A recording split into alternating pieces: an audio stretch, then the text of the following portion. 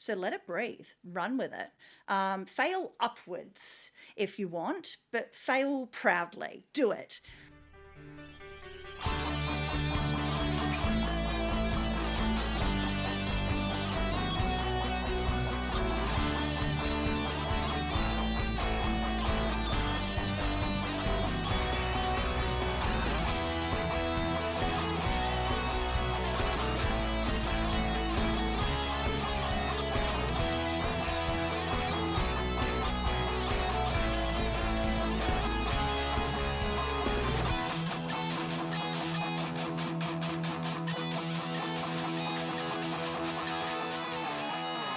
Hello, everybody, and welcome to the Chinterviews.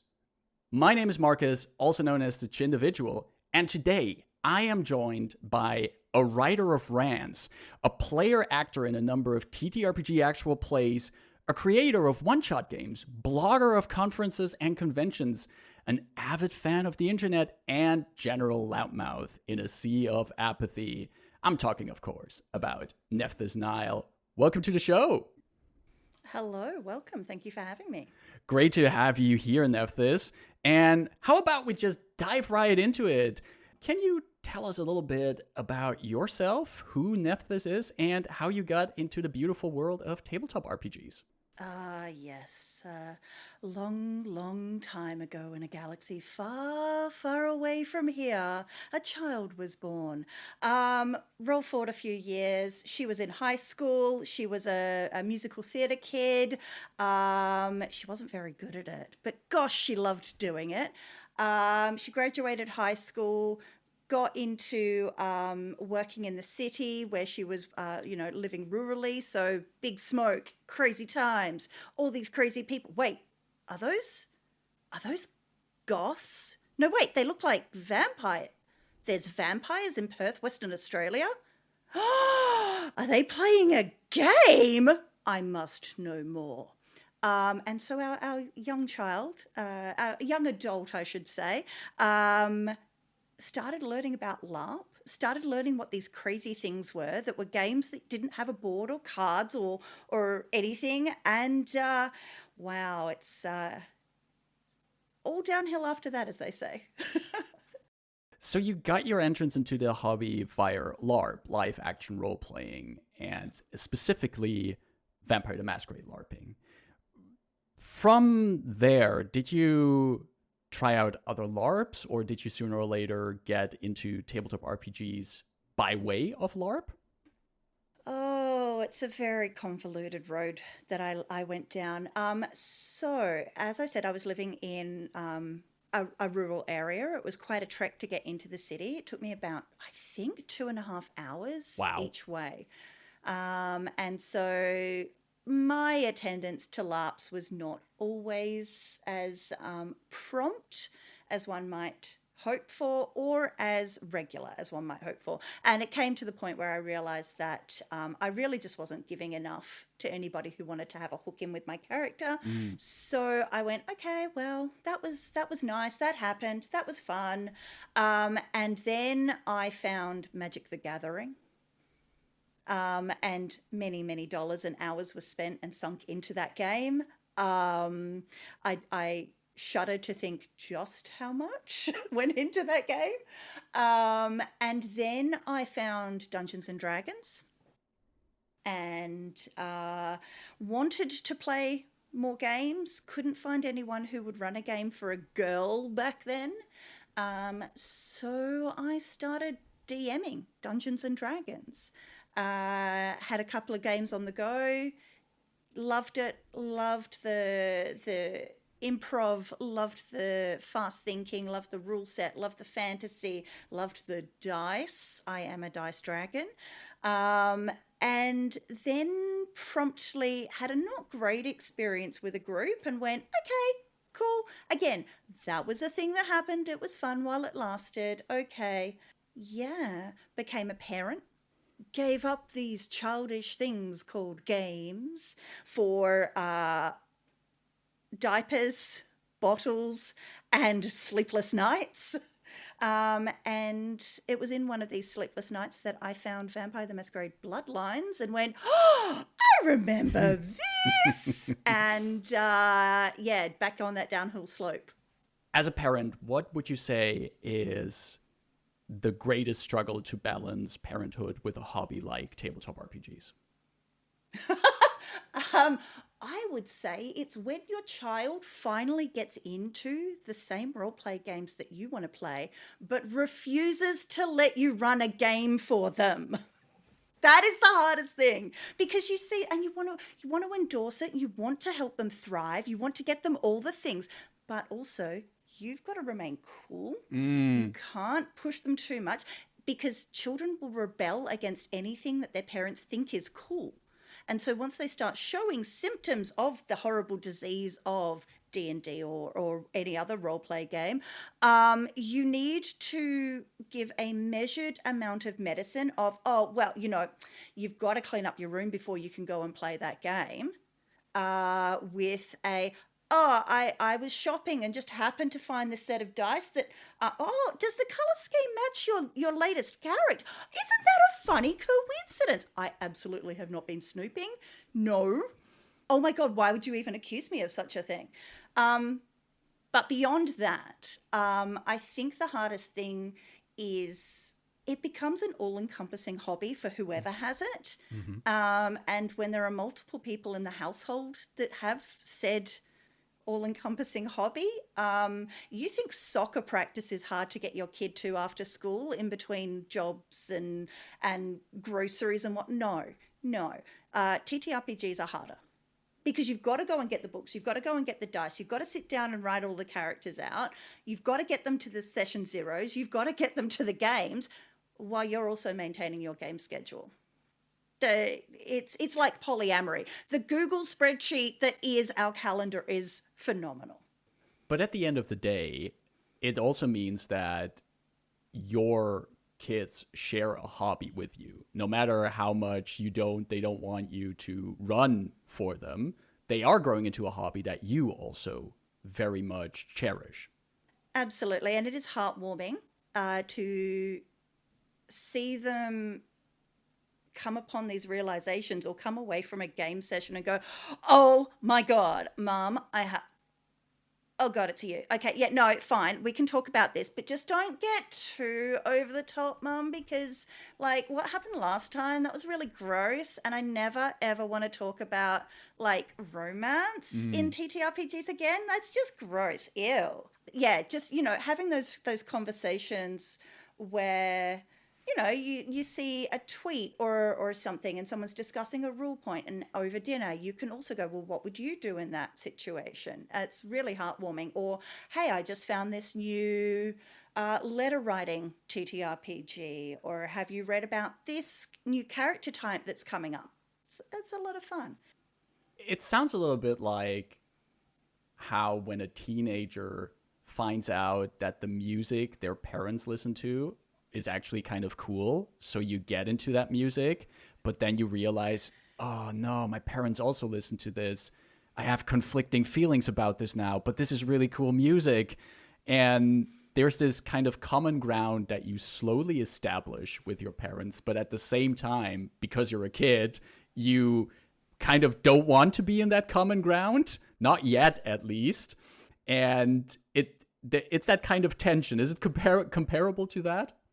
It's funny that you should bring that up as an example, because my child is now of clubbing age, and we have an unwritten rule that I do not go to the same clubs that they go to because they listen to the same music that I listen to. Our children really are a reflection of ourselves. Oh God, what have I done to the world? I'm so sorry, everybody. There's another me out there. You got back into the world of Vampire the Masquerade.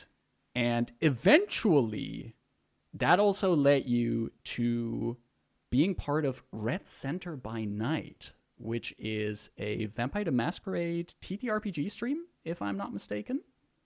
It is. It is an award-winning actual play set in the heart of Australia, namely Alice Springs. Yes, award-winning, ARPIA 2023, and set in Australia. Now, as someone who's a bit familiar with the world of darkness, I have spent my fair share of hours and money in there. And one thing that I, as a European, have noticed is that a lot of the stuff that is created for the world of darkness is often very American centric. Like the most important vampiric domains, they are over in the States. A lot of the cool characters in the course of the meta plot migrate over there to the States. And it can make it feel like this world of darkness has all of it happening on one continent. Now, you decide to be part of a story that takes place in Alice Springs, which, as far as I know, isn't the largest urban center of the world, but it is set in a part of the world of darkness that, as far as I know, is not very explored and offers up room for a lot of stories. Can you tell us a little bit about what kind of stories you could tell all the way over there in Alice Springs, Australia?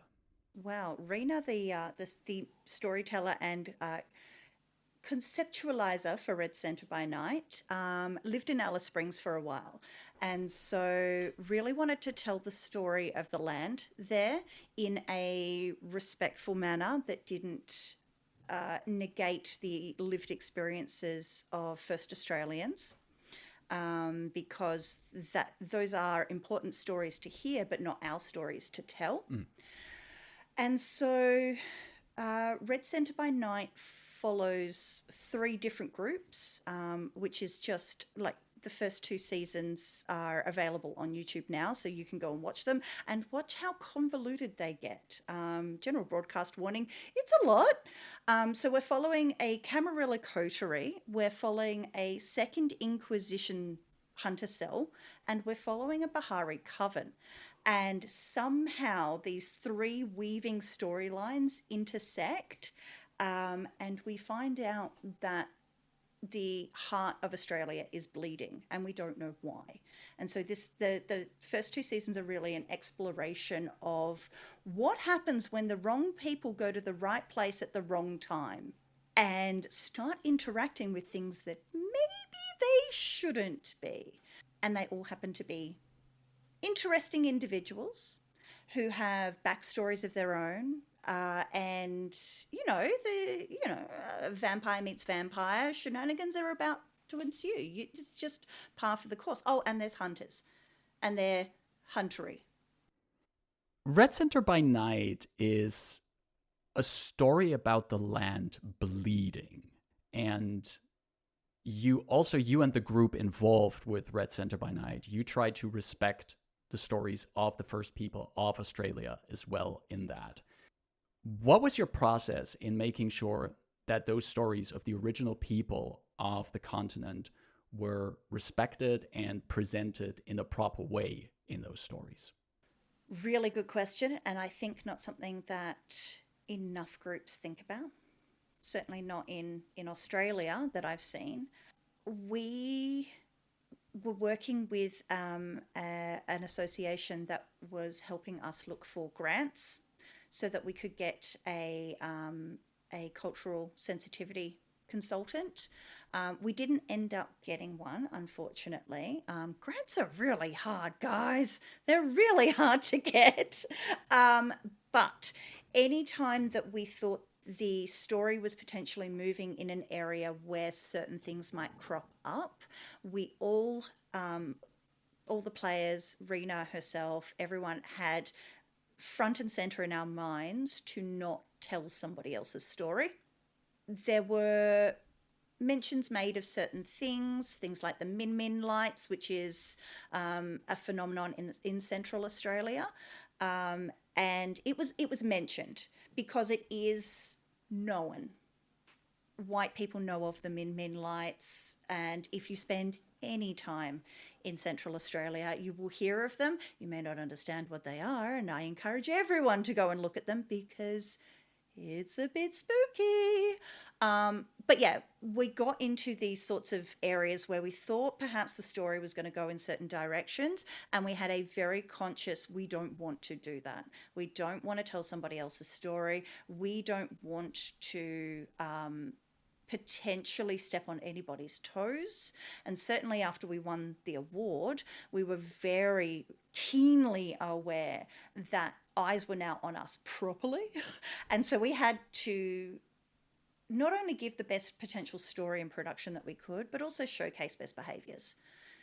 Because at the end of the day, we're making a thing that's going to live on the internet for forever. So it's a record, and it's a testament to a group's ability to navigate potentially traumatic experiences that we don't own.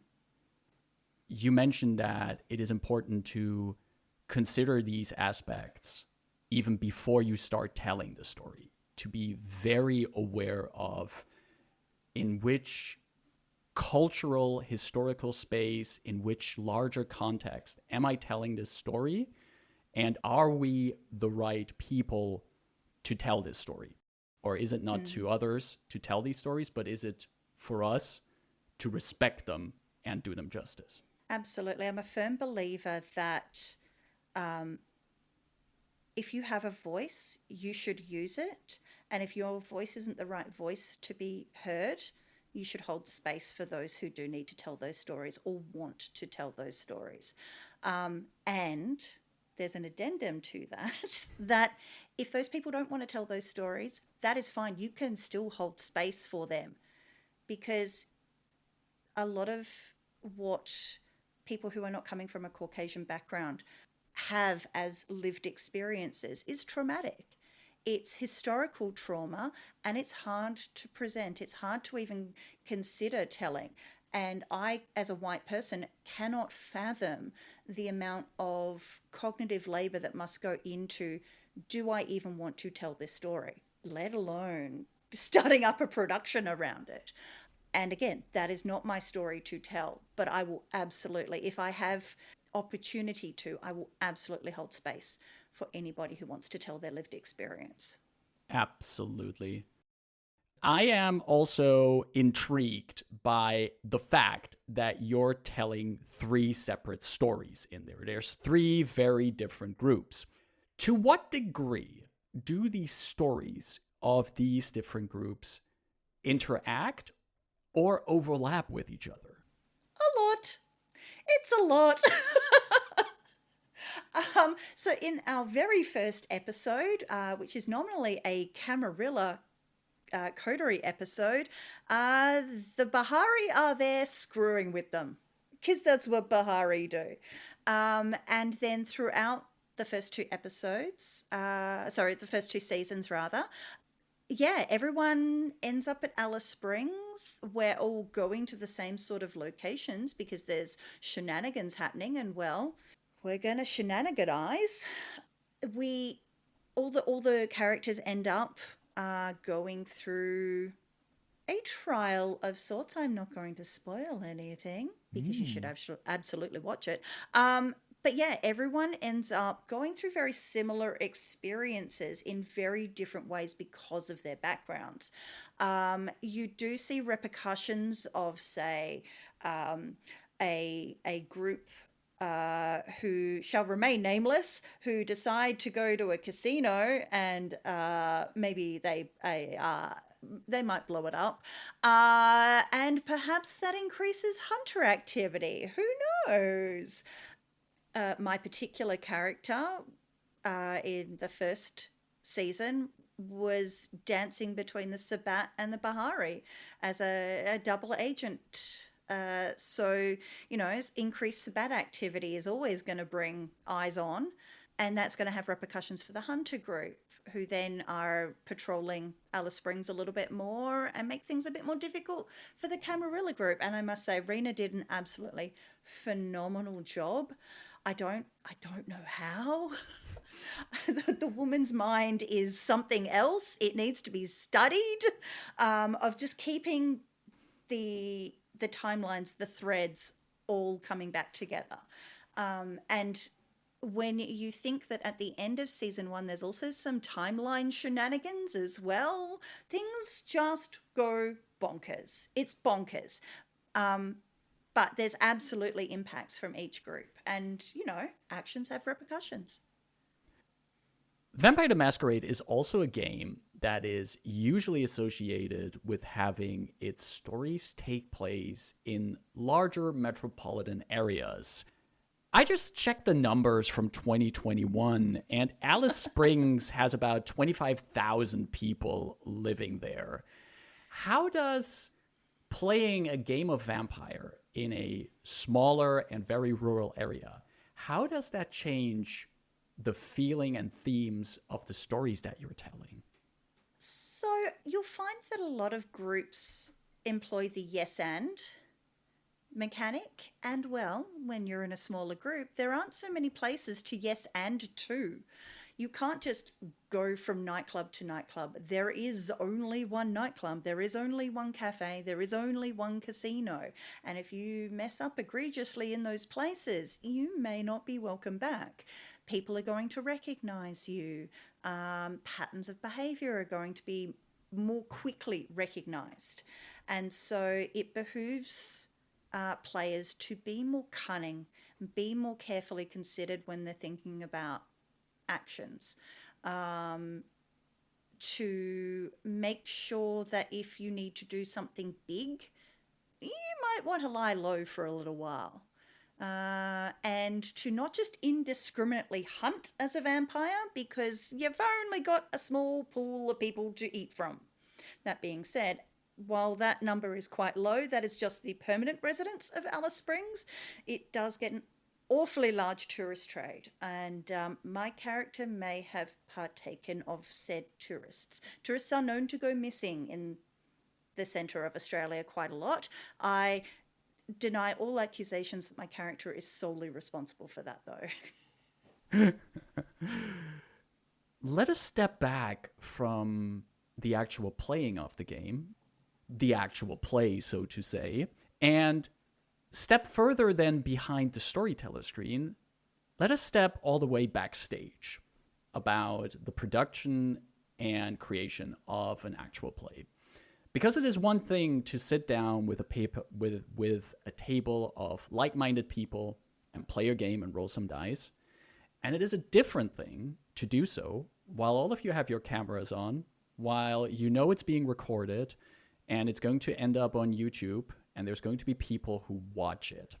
When you started getting into recording actual plays, what was your greatest fear of what could go wrong?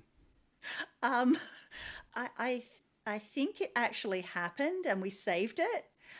So after one recording session, I think it was 2 groups of 3 hours. We had packed up all of our equipment, we had locked up the venue, and we were checking the SD cards for our footage, and we couldn't find one. It had just disappeared. We pulled everything apart. One of the cars had already driven off, so we called them and said, come back, we've got to go through everything. We can't find this SD card. To say there was some angst is an understatement. And when we found said SD card on the road where one of the wheels of the vehicle should have gone over it, but it was intact, Lilith was looking out for us that day. That is an absolute horror story. Yep, 100%. To have an entire day's recording potentially vanish, yeah. I'm asking for the one thing you're afraid of, and you're describing one of the most feared horror scenarios for everyone for any production. Any production. Look, your venue catching on fire is bad, but there's insurance that can cover that. Insurance can't cover you just losing 10 hours of recording. It can't happen. From a production point of view, what was the most important skill that you've learned over the years of creating actual play content? That is a really good question, because I would say that answer is manifold depending on what position in production you're taking up. If you're asking truly behind the scenes, taping your cords down, because like our groups, you're looking at, well, potentially 5 people at the table plus the storyteller, plus potentially 2 or 3 production crew, plus anyone who wants to come and spectate just to moral support, let everyone know, woohoo, you're doing a really good job. That's a lot of people and it's a lot of chords. Tape your chords down, and if you can, get mats over them. For the love of God and less broken necks, it's a good thing to do. But beyond your usual occupational health and safety sorts of things, get the best equipment that you can for audio and video, but don't splurge, because if all you've got is a mobile phone for recording and perhaps a little lapel mic, you can work with that. Hell, a lot of the time you don't even need the extra mic, folks. Having very clear patterns of behavior and organizational methods meant that we knew what to do when. We knew how to set out stuff because our production manager was really, really good.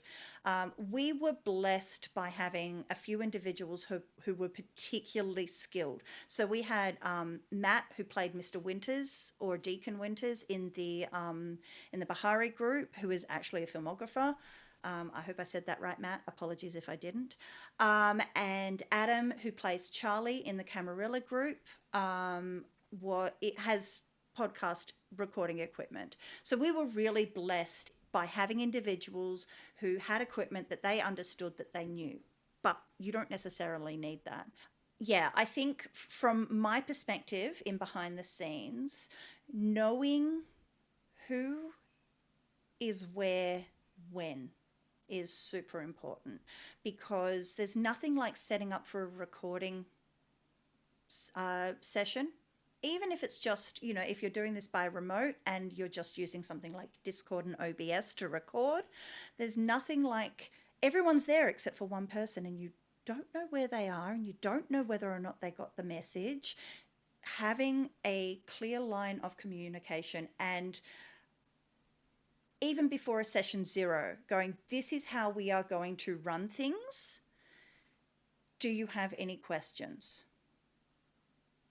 Because if you say you don't have any questions, we are going to accept that you understand how things are going to be run. You understand how things are going to be communicated. So there are no excuses.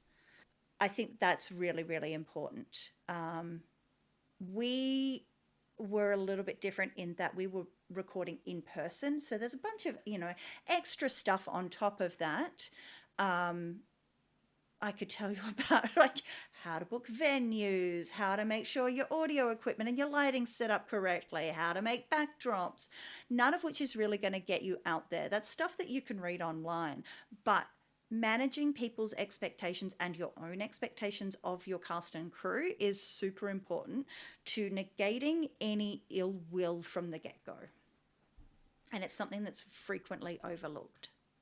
That blends in nicely with the usual stuff you would do in a session 0 of every tabletop RPG. That's also part of managing expectations. Now, with a production, you also need to be clear with everyone who's involved that everyone's clear which direction we're heading to, what our goals are, and what the final product is that you're working towards.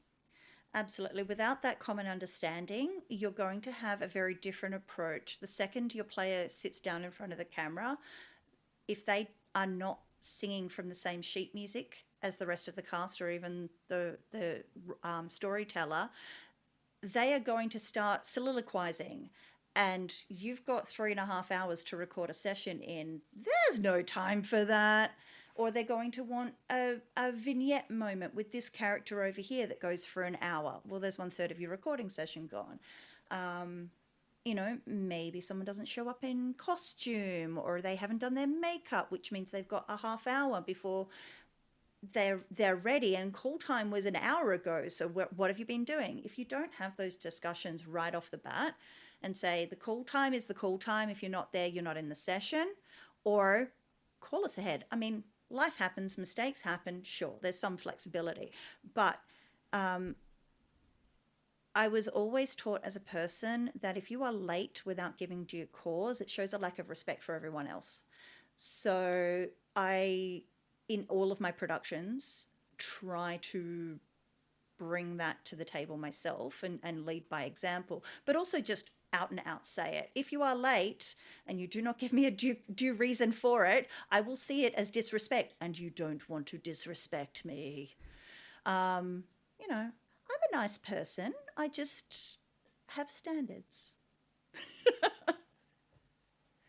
Let's step a little bit back from all the way in the background, all the way from the production aspects, and a little bit back to the table of an actual play game. Because being a player in a tabletop RPG is also one thing, but playing in an actual play as a player is a little different. You're still playing a game, you're still telling a story together, but at the same time, you know that other people will go and watch you, they will see you play.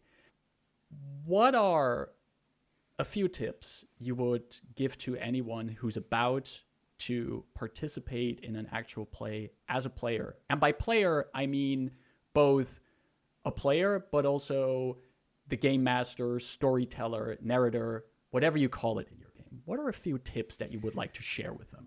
Okay, first things first. You may not be an actor, and that is okay. You do not need to be an actor. What you need to do, rather than your home game where you just need to convey your character's emotions to the person sitting across the table to you, you need to convey that down a camera, and that's very, very different. I could tell you how to do that, but it would be a masterclass. I'm not calling myself a master. That's ridiculous. No, but it's a very different skill set to bring to the table. There are some actual plays that do just play out like a home game. But in my mind, a production of an actual play has an element to it that elevates it beyond a home game. So you need to make sure that whatever your costuming is, whatever your makeup is still able to convey your character through the omnipotent lens of a camera. You need to make sure that you do not speak over other people, because that will muddy your audio quality, which makes it very difficult to mix. And you need to make sure that if for some reason you don't think your meaning has come across, the moment is gone. Don't hold on to it. I've seen a lot of moments where people who are perhaps new to actual plays are like, oh, wait, hang on. No, I meant. No, the moment is gone. The story has progressed. It has moved on. This isn't your home game where you can say, oh, wait, can we just retcon that? It's a living, breathing entity all of its own. Let it breathe. Certainly with Vampire the Masquerade, the times we fail are the moments of best character development and story development. So let it breathe. Run with it. Fail upwards if you want, but fail proudly. Do it. We're slowly approaching the end of our conversation, but I'm not going to let you leave here before, as a fellow Vampire the Masquerade fan, I have to ask you a very important question. I'm ready. If by some horrible twist of fate, you would end up in the World of Darkness, and I do not wish that upon you, because I think the World of Darkness is a terrible place to be. We can tell great stories there, but I don't want to be in that universe. It's a good place to visit, but let's not be there all the time, hey? Exactly. But if you somehow end up there, and you somehow it gets even worse, you end up becoming one of the kindred, which clan would you prefer to be? Oh, gosh.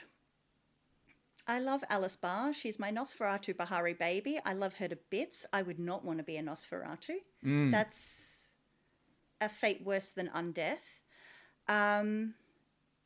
The Toreadors possibly have the best chance of melding into human society, and the Ventrue, some might think that those are the obvious choices.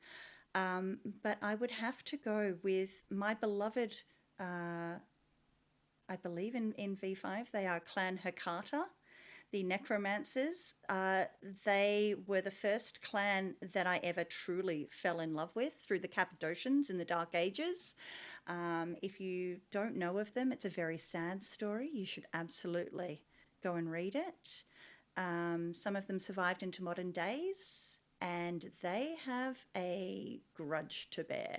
So I would like to play one of those in real life if it should happen. Please, thank you, bye.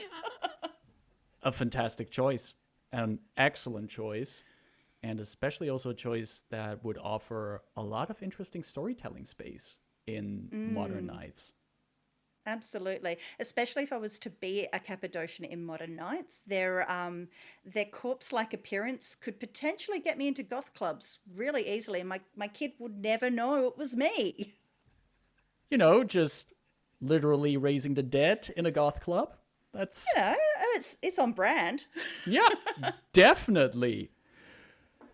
Nephthys, it has been so much fun talking with you.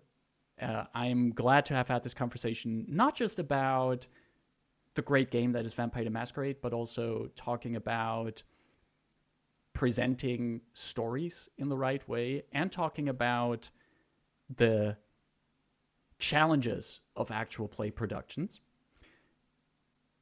If you, dear listeners, want to see what Nephthys is all involved in, you can find links to the website and other socials of Nephthys in the description of this episode. Nephthys, thank you so much for coming on. Thank you for having me. Dear listeners, thank you for listening. Take care, stay safe, and bye-bye.